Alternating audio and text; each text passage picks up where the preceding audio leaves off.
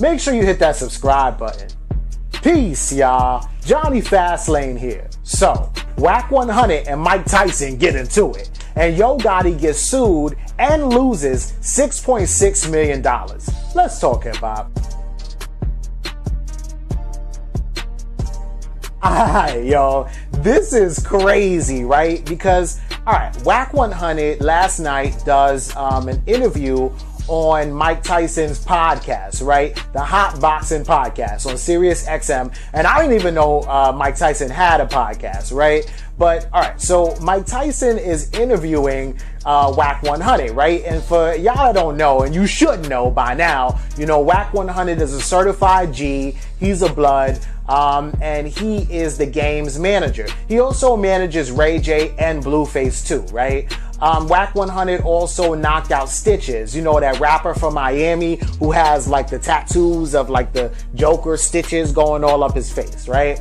That was like years ago though, right? So anyway, Wack 100 is known for like throwing them hands, right? And then you got Mike Tyson, who's like an all-time heavyweight champion. Obviously, Mike Tyson is known for throwing them hands, right? So Wack 100 is going on record like time and time again talking shit about Tupac, right? Saying basically Tupac was a fake gangster, you know, that whole Machiavelli, you know, thing was like his persona, saying that Tupac really wasn't as gangster as everybody thinks he is. And Wack 100 even went on to say that, this is not yesterday, but Wack 100 even went on to say like once upon a time that Tupac was like bisexual or something like that, right?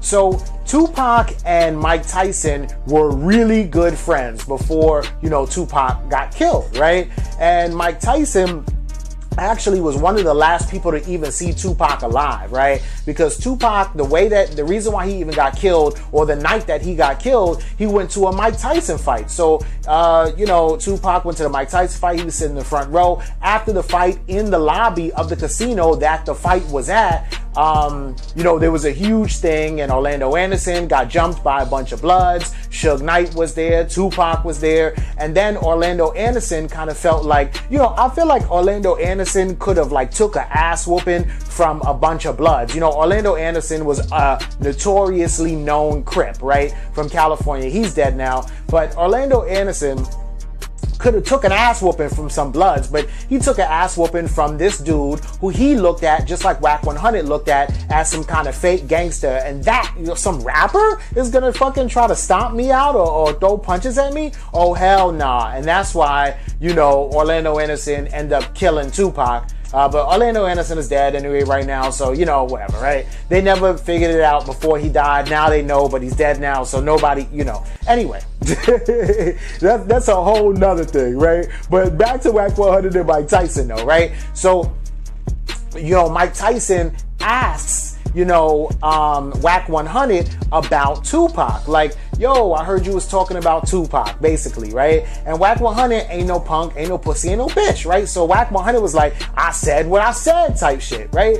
And then they got to tussling, yo, which is crazy, right? But, you know, nobody pulled out guns. Nobody from Wack 100's crew was like, yo, fuck that shit. You better shoot this nigga, Mike Tyson. Mike Tyson's people wasn't on no, you know, get Wack 100 type shit. Nothing like that. You know what I'm saying? They had a little tussle, and I think that both men separated with even, I think, more respect for each other than what they had when they, you know, went in there in the first place, right? So I also think Wack 100 wants to be, you know, the one to say like, yo, I fought Mike Tyson. You know what I'm saying? Because like, how many people could say like, I went toe to toe and squared up with Mike Tyson, right? So it's funny, man. The interview didn't come out yet, but Wack 100, the reason why anybody even knows all of this is because Wack 100 went straight to his Instagram and let everybody know, right? So he went to the pharmacy, he went and got some painkillers, he went and got something for his head. He said that his head hurt.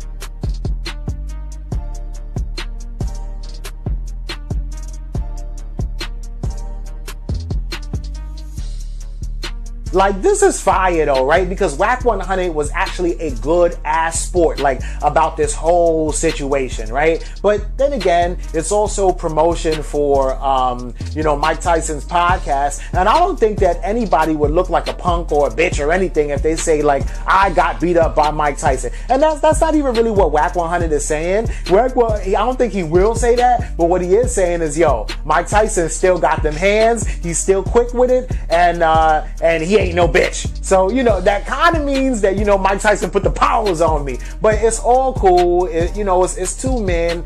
And that's what it used to be back in the day, right? So, like, Mike Tyson and Wack 100 are both from an era where it's like, you throw them hands and then you respect each other because you did that, right? Not everybody always going to guns and shooting it out and this and that because niggas can't fight. And then what happens? The innocent bystander gets killed or something like that. You know what I'm saying? So this was cool, right? Let me know what y'all think about this in the comments.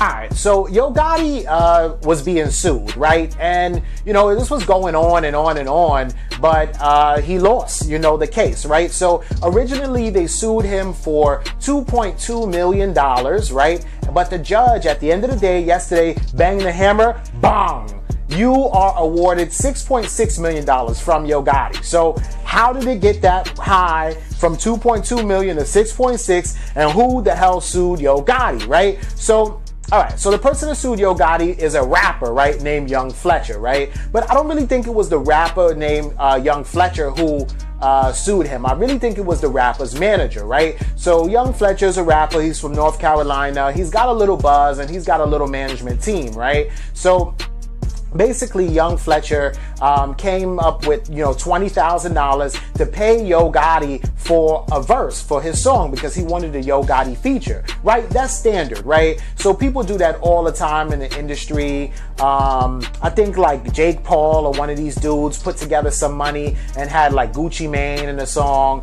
DaBaby actually paid Boosie $15,000 before DaBaby was even popular, before anybody knew who he was. DaBaby paid Boosie $15,000 to do a song for him, and he did, right? So that's what people do. That's like how rappers make their money on the side type shit, right? So everything's cool, man. I pay Yo Gotti, or Young Fletcher pays Yo Gotti $20,000 to do the verse, right? Yo Gotti does the verse, right? So Yo Gotti gets all his money. Yo Gotti's happy, right? Young Fletcher gets the verse from Yo Gotti. Young Fletcher is happy, right? Cool, I paid you for a service, you did me the service, everything's cool, right? So then Young Fletcher, this was 2016, by the way, right? That Yo Gotti and Young Fletcher did the exchange, right?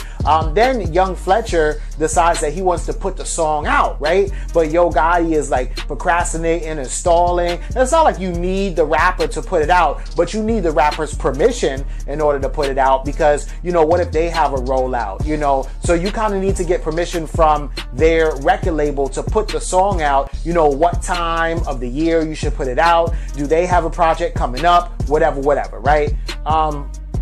Because Yo Gotti's record label, they want to maximize off of this song too, even though the song belongs to another artist, right? And all of that is cool. We understand that, right? So Young Fletcher went to Yo Gotti and is like, hey, when can I put it out? And kept getting the runaround, right? Yo Gotti was just procrastinating, told him, hold off. And then Young Fletcher hears a song on a verse on another song that Yo Gotti did, and the verse is the same, right? So what Yo Gotti did was he recycled a verse, right? And rappers do that too sometimes, right? And DMX is one of my favorite rappers ever, but I've heard him recycle a few verses before, right? Somebody like 50 Cent, I never heard him recycle a verse, but rappers, like, they'll, let's say, go up to Hot 97, they freestyle, oh my God, that was fire, and then 5 months later, you might hear it on their album or something like that, which is crazy. And I heard DMX do this shit a few times, right? So Yo Gotti did the same thing, right? So once Yo Gotti did that, Young Fletcher couldn't use the verse because it would look like Young Fletcher just took the verse off of that song. You know what I'm saying? So now Young Fletcher felt like he wasted his money, right?